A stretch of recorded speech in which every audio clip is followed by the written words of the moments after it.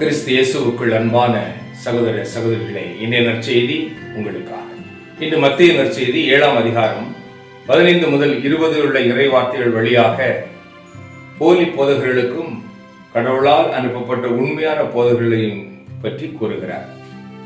இருளுக்கும் ஒளிக்கும், வாழ்வுக்கும் சாவுக்கும் வித்தியாசம் காட்டி கற்றுத்தந்த கடவுள் நேற்றைய தினம் அகன்ற பாதை, குறுகிய பாதை என வேறு பிரித்து எது நல்ல பாதை என்று காட்டிய கடவுள் இன்று போலி போதகர்களையும் உண்மையான போதகர்களையும் குறித்து நமக்கு வெளிப்படுத்துகிறார்.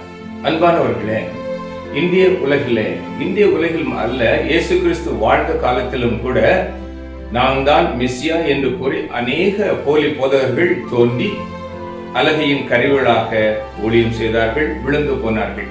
அவள் பெயர்கள் கூட இல்லை.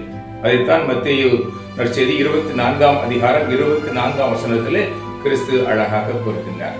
இந்த போலி போதகர்கள் மகிழ்ச்சி தரும் செய்தியை அறிவிப்பார்கள்.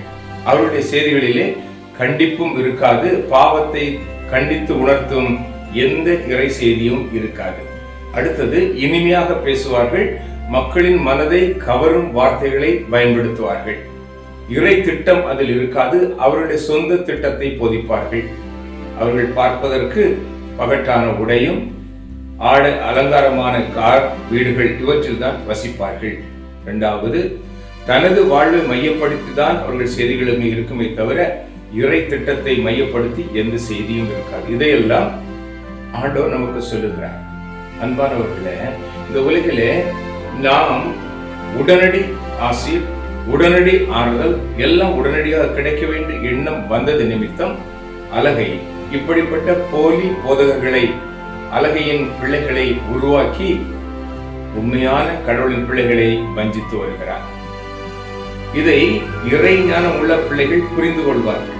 உலக ஞானம் உள்ள பிள்ளைகள் இந்த உலக அறிவு சார்ந்த இந்த போலி போதகர்களின் பின்னே போய் விழுந்து நுறங்கி போவார்கள். அநேகர்களை நாம் பார்த்திருக்கிறோம்.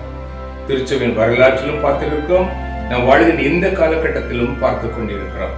அன்பானவர்களே, உண்மையான போதகர்கள் எளிய தோற்றமுடையவர்களாய் இருப்பார்கள், இறை திட்டத்தை பற்றி பேசுபவர்களாய் இருப்பார்கள். அவர்களது இறை செய்தியிலே கண்டித்துணர்த்தும் அந்த ஆத்தும பாரம் இருக்கும். அவர்கள் தங்களை மையப்படுத்தாமல் கிறிஸ்துவையும் கிறிஸ்துவின் வார்த்தைகளையும் மையப்படுத்துபவர்களாக இருப்பார்கள்.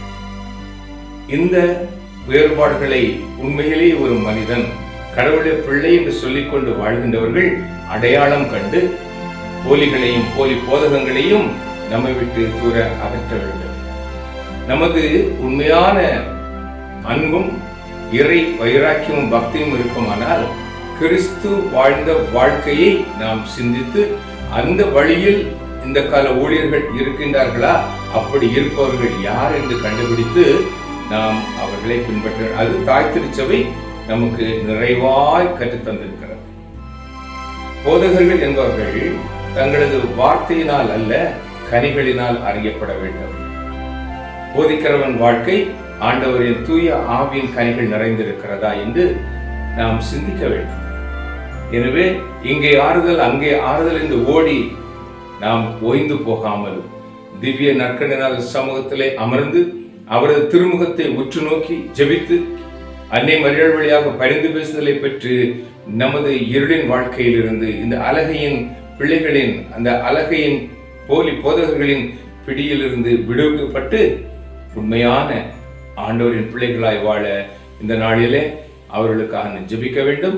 இந்த செய்தியை கேட்டுக்கொண்டிருக்க அன்பு சகோதர சகோதரிகளே, இங்கு ஒரு கால் அங்கு ஒரு கால் என்று இல்லாமல் இரு எஜமானர்களுக்கு நீங்கள் ஊழியம் செய்யாமல் தாய் திருச்சபையின் பிள்ளைகளாக ஆண்டவர் கற்றுத்தந்த வழியில உண்மையான போதகர்கள் யார், இடுக்கமான வாதில் வழியை பிரவேசிக்கின்ற போதகர்கள் யார், தங்களை ஒருத்து ஆத்ம பாரத்தோடு எளிய தோற்றத்தோடு இறைவனின் திட்டத்தை மையமாக வைத்து இறைவனை போதிக்கும் ஊழியர்கள் யார் என்று கண்டுபிடித்து ஆண்டவர் தரும் போதனையிலே நிலைத்து நிற்போம்.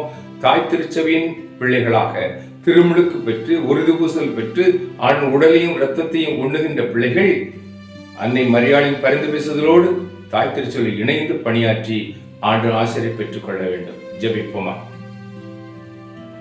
எங்கள் நல்ல தகப்பனே, நீரோ திருக்குமார் இயேசு வழியாக இரத்தத்தை சிந்தி மீட்டுக் கொண்டீரே. கிறிஸ்துவை மூலைக்கல்லாகவும் திருத்தூதர்களை அடிக்கற்களாக இட்டு கட்டி எழுப்பப்பட்ட இந்த தாய் திருச்சபையிலே நாங்கள் எல்லோரும் அந்த தாய் திருச்சபையின் உறுப்புகள் என்பதை உணர்ந்து, அப்பா, உடலிலிருந்து வெட்டப்பட்ட உறுப்புகளா இல்லாமல் இந்த உடலோடு இணைந்து தலையாம் கிறிஸ்து வழிநடத்துகின்ற அந்த வழியிலே நடந்து நிலையான வாழ்வை சுதந்திரித்துக் கொள்ள எங்களை ஆசீர்வதிக்க வேண்டும் என்று அன்னை மரியாதை செய்து துதித்து ஒப்புக் கொடுக்கிறோம் நல்ல தகப்பனே. ஆமென். அன்பானவர்களே, தெளிவும் தேர்வும் உங்கள் கையில்.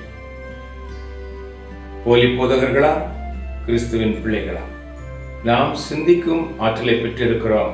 உலக அறிவின்படி அல்ல, ஜெபத்திலே தரித்திருந்து ஆவியிலே நிலைத்திருந்து ஆண்டவன் உருவாக்கிய திருச்சபை எது, அந்த திருச்சபையின் போதகர்கள் யார் என்பதை அறிந்து அதன்படி ஆண்டவரை பின்பற்றுவோம். இனிய நாளாக மாற்றுவோம். ஆண்டவர் உங்களையும் உங்கள் குடும்பங்களையும் தாய் திருச்சபையையும் ஆசீர்வதிப்பாராக. ஆமென்.